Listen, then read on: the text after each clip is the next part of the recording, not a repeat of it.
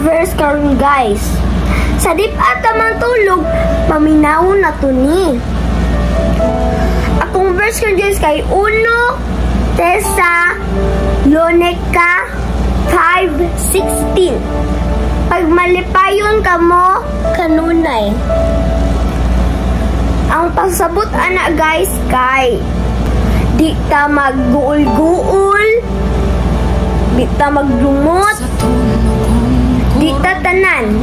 Kaya ang Ginoo kay kauban man nato. Mong di ta angay magguul-guul, di ta magangay dumot. Kanang malipayon jud ta kanunay kay ang naka-verse dire pag malipayon ka mo kanunay. So magmalipayon di ta magguul-guul, di ta magdumot, di ta tanan. Magmalipayon lang ta.